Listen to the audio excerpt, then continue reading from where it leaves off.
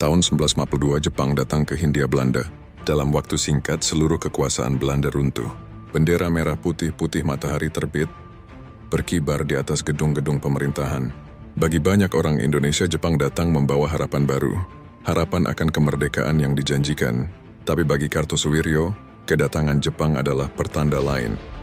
Bahwa kekuasaan manusia selalu berganti. Sementara hukum Allah tak boleh bergeser sedikit pun.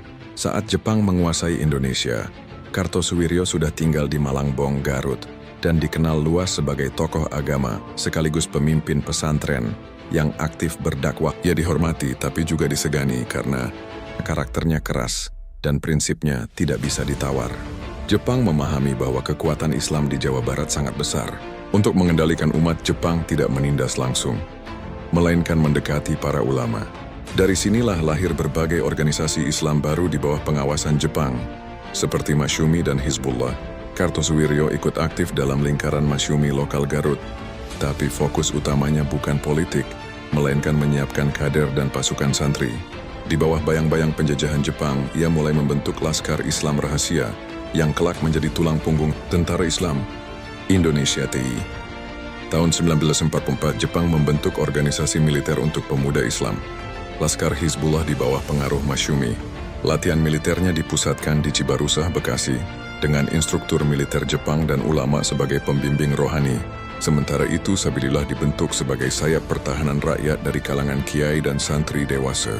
Kartosuwiryo, dengan basisnya di Garut dan Tasikmalaya, menjadi salah satu penggerak di lapangan, mengirimkan pemuda-pemuda santri untuk dilatih perang. Tujuannya menurut Kartosuwiryo, bukan sekadar melawan sekutu, tapi juga mempersiapkan jihad besar setelah Indonesia merdeka. Ia percaya kelak kekuatan santri akan menjadi benteng Islam dalam menghadapi pengaruh sekuler dan komunisme. Meski Jepang memanfaatkan kelompok Islam untuk kepentingan militernya, Kartosuwiryo tidak sepenuhnya percaya. Ia tahu Jepang bukan pembebas, melainkan penjajah baru. Namun ia menggunakan situasi ini untuk membangun jaringan, mengumpulkan senjata, dan menanamkan disiplin militer di kalangan pengikutnya.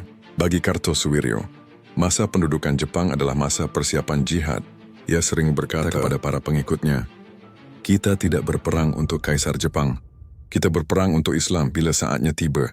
Dan waktu itu memang akan tiba ketika Jepang kalah perang dan Indonesia memproklamasikan kemerdekaannya. Di pesantrennya di Malangbong, Kartosuwiryo mendidik para pemuda bukan hanya mengaji tapi juga berlatih fisik dan strategi perang.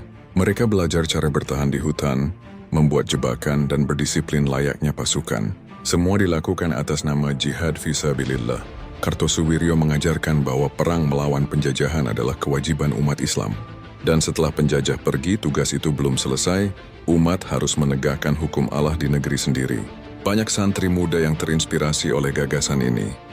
Bagi mereka, Kartosuwiryo bukan hanya guru agama, tapi juga pemimpin spiritual yang membimbing menuju jihad.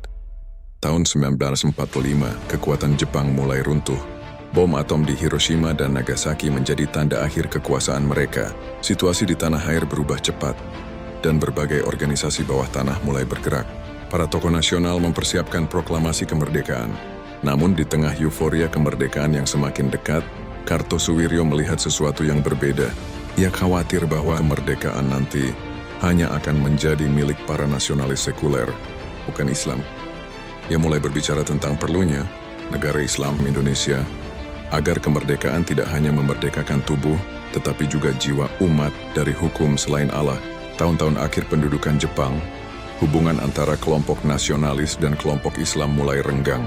Kaum nasionalis lebih menekankan kebangsaan dan kesatuan republik, sementara kaum Islamis seperti Kartosuwiryo menuntut agar Islam dijadikan dasar negara sejak awal. Pertentangan ini baru akan benar-benar meledak setelah proklamasi 17 Agustus 1945. Namun benihnya sudah tertanam sejak masa Jepang, masa di mana Kartosuwiryo membangun pasukan santri, memperkuat keyakinan ideologinya, dan menyiapkan pondasi bagi lahirnya gerakan Darul Islam. Pendudukan Jepang menjadi masa yang menentukan bagi Kartosuwiryo. Ia memanfaatkan kekuasaan penjajah untuk memperkuat jaringan Islam di Jawa Barat, membangun pasukan, dan menanamkan disiplin jihad. Di balik bayang matahari terbit Jepang, Kartosuwiryo menyalakan api perjuangan Islam yang kelak akan membakar Republik Muda Indonesia.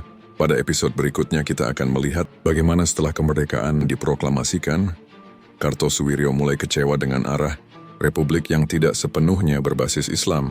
Dari sinilah awal ketegangan antara cita-cita negara Islam dan republik.